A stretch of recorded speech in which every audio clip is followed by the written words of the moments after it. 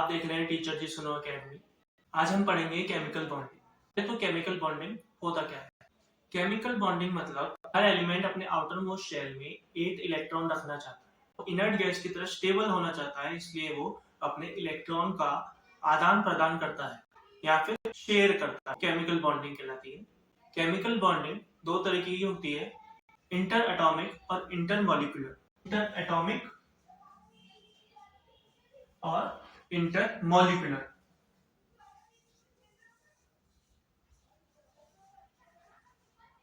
Inter atomic में 3 bond आते हैं। पहला है आयोनिक बॉन्ड,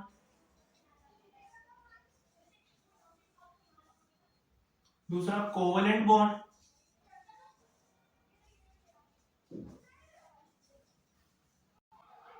तीसरा है कोऑर्डिनेशन बॉन्ड। लेकिन हमारी बुक्स में कोऑर्डिनेशन बॉन्ड की जगह कोऑर्डिनेशन कोवेलेंट बॉन्ड लिखा हुआ होता है। इसको हम कोवेलेंट कोऑर्डिनेशन बॉन्ड मानेंगे।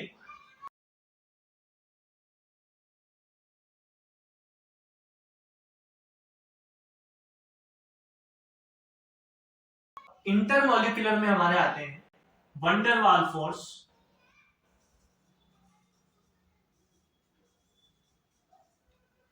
और वैन डेर वाल्स फोर्स भी 5 तरीके के होते हैं।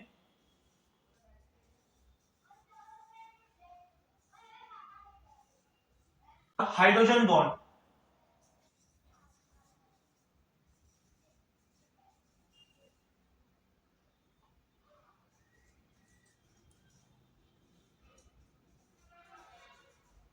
हाइड्रोजन बॉन्ड 2 टाइप्स के होते हैं। ये इंटरमॉलिक्यूलर वीक बॉन्ड होते हैं, ये वीक फोर्सेस होते हैं, और ये बहुत स्ट्रॉन्ग बॉन्ड्स होते हैं। इंटर एटॉमिक बॉन्ड बहुत स्ट्रॉन्ग बॉन्ड होते हैं, और इनमें भी सबसे ज्यादा स्ट्रॉन्ग बॉन्ड आयनिक बॉन्ड होता है। हुआ केमिकल बॉन्डिंग का इंट्रोडक्शन। अब हम देखते हैं आयनिक बॉन्ड्स। आयनिक बॉन्ड्स क्या होते हैं? आयोनिक बॉन्ड,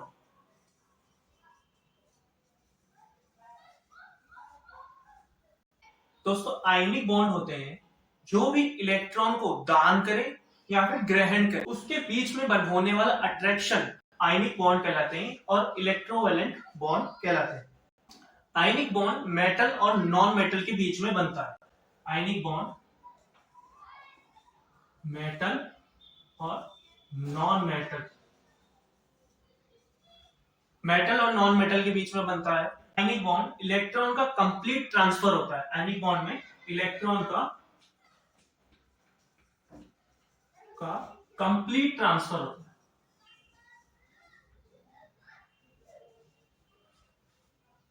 इलेक्ट्रॉन का कंप्लीट ट्रांसफर होता है, इसमें कोई शेयरिंग नहीं होती। कोवेलेंट बॉन्ड की तरह शेयरिंग नहीं होती, इसमें आयनिक बॉन्ड है। आयनिक बॉन्ड में कंप्लीट ट्रांसफर होता है, पूरा की पूरा वो दान दे देता है। ये मेटल और नॉन मेटल के बीच में बनते हैं, जैसे सोडियम Na मेटल है, इसका इलेक्ट्रॉनिक कॉन्फ़िगरेशन करेंगे 2 8 1,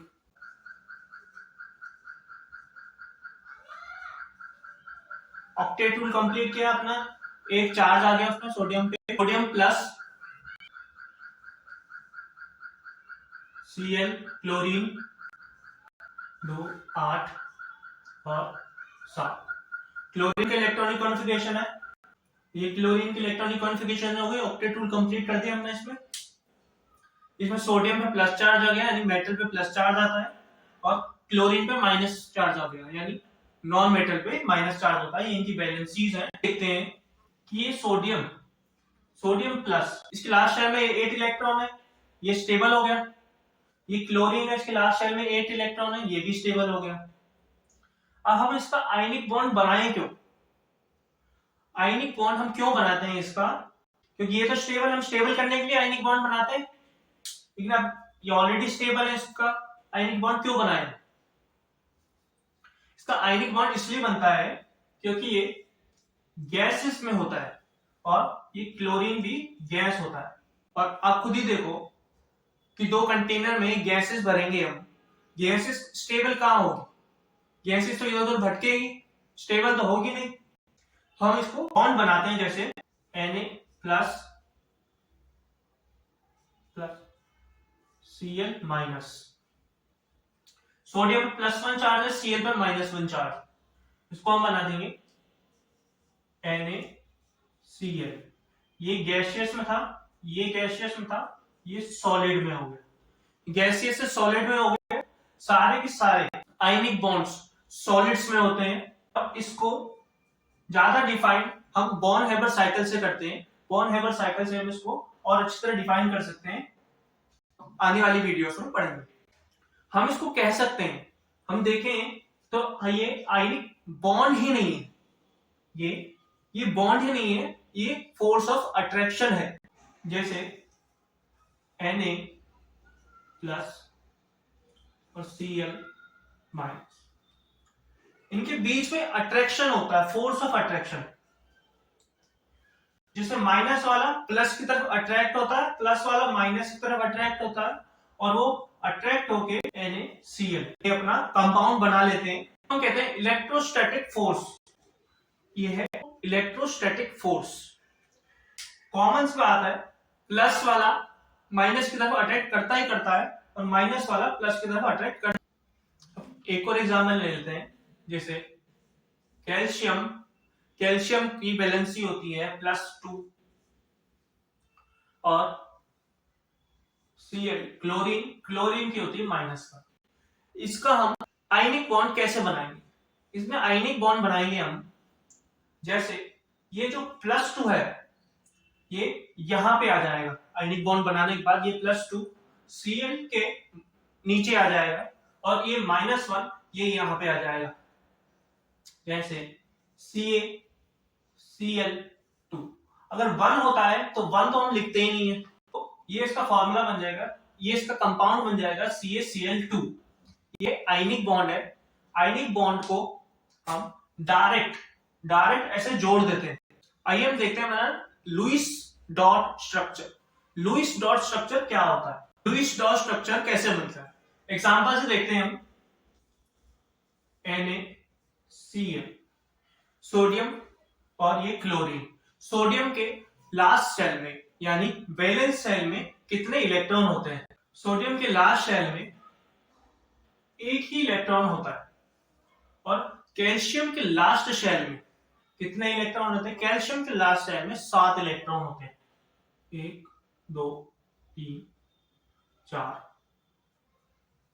टूल कंप्लीट करने के लिए हमको 8 इलेक्ट्रॉन चाहिए। ये एक इससे एक इलेक्ट्रॉन लेगा, ये एक सोडियम का इलेक्ट्रॉन है, ये एक सोडियम का इलेक्ट्रॉन है, हमने इसको दे दिया है, ये इसका लुईस डॉट स्ट्रक्चर बन जाता है। ये आयनिक बॉन्ड में लुईस डॉट स्ट्रक्चर होता है। इसको आप दूसरी तरीके से बना सकते हैं, जैसे Na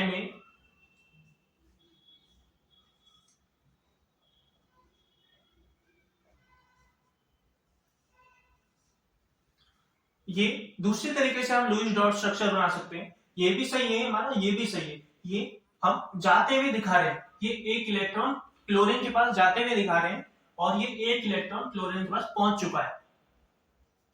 इसके भी लास्ट शेल में 8 इलेक्ट्रॉन बचे, इसके बाद भी ऑक्टेट रूल दोनों का कंप्लीट हो गया। ये मिलके NaCl बना लिया इन्होंने। न्यूट्रल है, NaCl स्टेबल होता है, न्यूट्रल होता है, और सॉलिड फॉर्म में, सॉलिड क्रिस्टल फॉर्म में होता है, सॉलिड क्रिस्टल। आइए एक और एग्जांपल देख लेते हैं लुईस डॉट स्ट्रक्चर। CaCl2 का लुईस डॉट स्ट्रक्चर, CaCl2 का लुईस डॉट स्ट्रक्चर। पहले तो देखिए ये बना कैसे, यही देखेंगे ना आयनिक कंपाउंड ये बना कैसे। जैसे कैल्शियम है, कैल्शियम +2 होता है, कैल्शियम के पास लास्ट शेल में 2 इलेक्ट्रॉन होते हैं। कैल्शियम और क्लोरीन -1 होता है। इसकी वैलेंसी यहां पर, इसकी वैलेंसी यहां पर, CaCl2। ठीक है, समझ में आ गया। अब इसका लुईस डॉट स्ट्रक्चर बनाते हैं। कैल्शियम के लास्ट शेल में यानी भारतम शेल में 2 इलेक्ट्रॉन है, और क्लोरीन के लास्ट शेल में यानी भारतम शेल में एक ही इलेक्ट्रॉन है, लेकिन यहाँ पे क्लोरीन 2 है, ये एक Cl2 है ना, Cl ये 1 2 3 4 5 6 7, 1 2 3 4 5 6 7। क्लोरीन के लास्ट शेल में 7 इलेक्ट्रॉन है। एक एक कैल्शियम से लेगा दान में, ये एक इलेक्ट्रॉन यहाँ पे चला गया, और ये दूसरा वाला, ये वाला यहाँ आ जाएगा।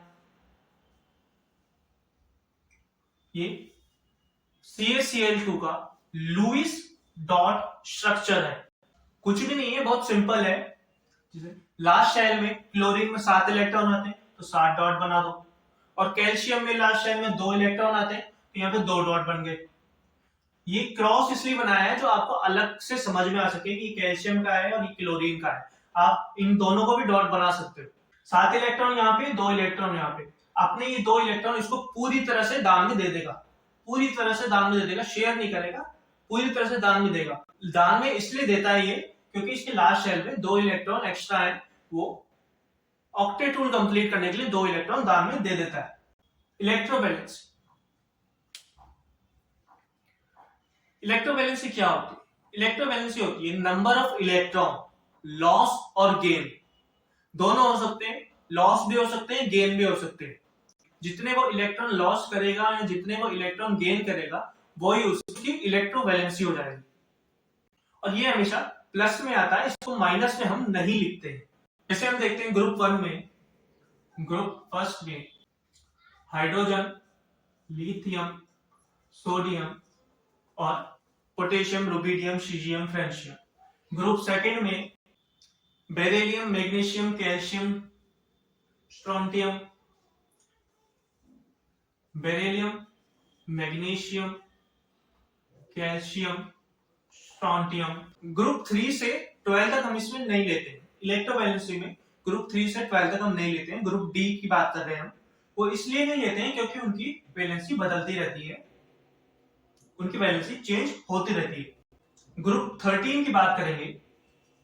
Group 13 boron, aluminium, gallium, indium, thallium, boron, aluminium, indium, thallium.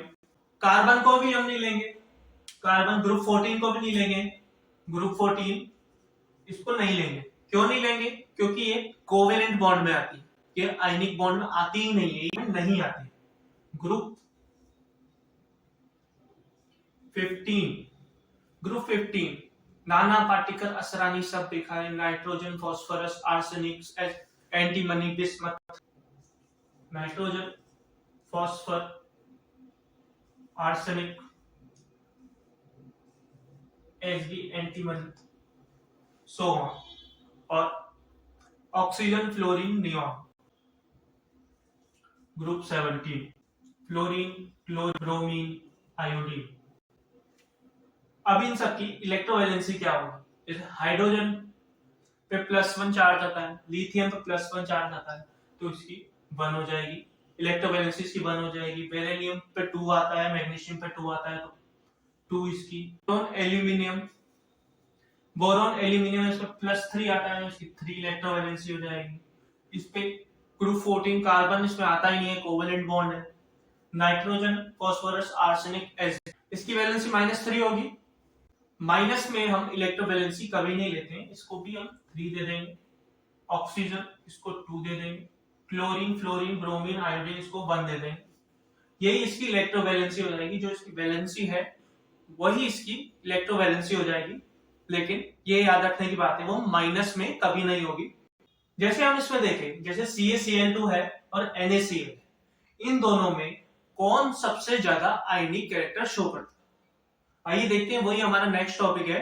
Example के तौर पे ले लेते हैं, कौन सा सबसे ज्यादा आयनिक कैरेक्टर शो करता है। आयनिक कैरेक्टर शो करने के लिए हमको देखना पड़ेगा किसके पास मेटेलिक कैरेक्टर सबसे ज्यादा है। मेटेलिक कैरेक्टर हम देखते हैं जैसे ग्रुप 17, इसमें हम देखते हैं मेटल्स तो सारे सेम है। अब हमको नॉन मेटल्स देखना है, नॉन मेटल्स में हमको देखना है किसका मेटेलिक कैरेक्टर सबसे ज्यादा है। तो हमको पता होना चाहिए कि फ्लोरीन का सबसे ज्यादा मेटेलिक कैरेक्टर होता है। ग्रुप 17 का है fluorine, chlorine, bromine, iodine. Group में नीचे से ऊपर जाते हैं तो ये मेटेलिक कैरेक्टर बढ़ेगा। इनका नीचे से ऊपर जाएंगे तो मेटेलिक कैरेक्टर बढ़ेगा। फ्लोरीन, क्लोरीन, ब्रोमीन, आयोडीन का मेटेलिक कैरेक्टर ऐसे ऊपर बढ़ेगा। इसके उल्टा देखें तो जैसे नीचे जाएंगे उनका मेटेलिक कैरेक्टर कम होगा। इसमें हमारा सबसे ज्यादा आयनिक कैरेक्टर कौन शो करेगा? ये इससे ज्यादा, ये इससे ज्यादा, ये सबसे ज्यादा। फ्लोरीन सबसे ज्यादा आयनिक कैरेक्टर शो करेगा। बॉन्ड की कुछ प्रॉपर्टी होती है जैसे फिजिकल स्टेट आयनिक बॉन्ड का भौतिक अवस्था यानी फिजिकल स्टेट हमेशा सॉलिड में पाई जाती है। सॉलिड, क्रिस्टलाइन सॉलिड में ये पाया जाता है सॉलिड। इनका मेल्टिंग पॉइंट और बॉइलिंग पॉइंट और यानी गलनांक, क्वथनांक और गलनांक। मेल्टिंग पॉइंट को हम एमपी से लिख देते हैं और बॉइलिंग पॉइंट को हम बीपी से लिख देते हैं।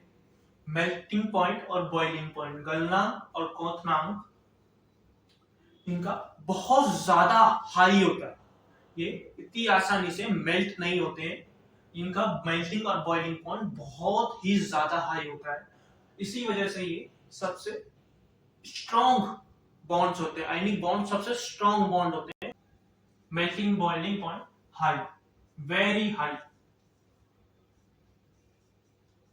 आयनिक बॉन्ड कंडक्टिविटी में बैड कंडक्टर होते हैं। Bad conductor if in solid, अगर ये सॉलिड में है तभी ये बैड कंडक्टर होंगे। अगर ये पानी में डाल के इसको मिला दें तो ये गुड कंडक्टर हो जाएंगे इलेक्ट्रिसिटी के। अभी सॉलिड में तो ये कुचालक है और लिक्विड में डालते हैं, जैसे लिक्विड में इसको मिलाएंगे तो ये सुचालक हो जाएंगे यानी गुड कंडक्टर हो जाएंगे। Bad conductor in solid,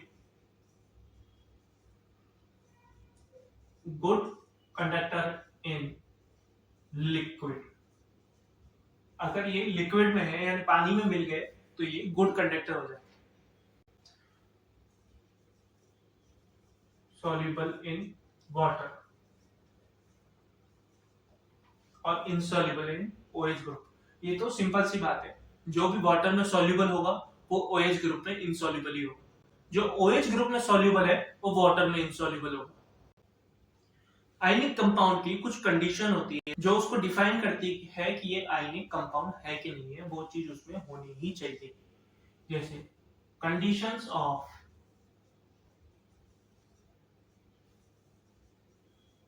ionic bond.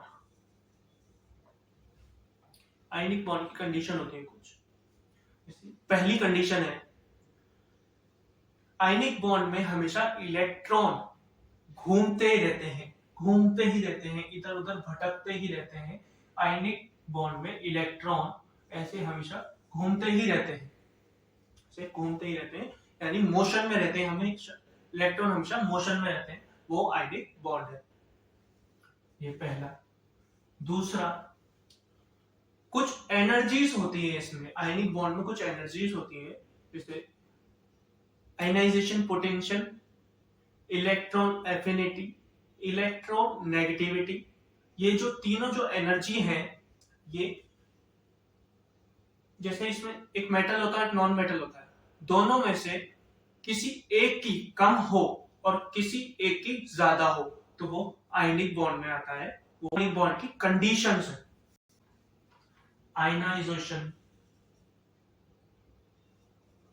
Ionization potential, electron affinity, electronegativity.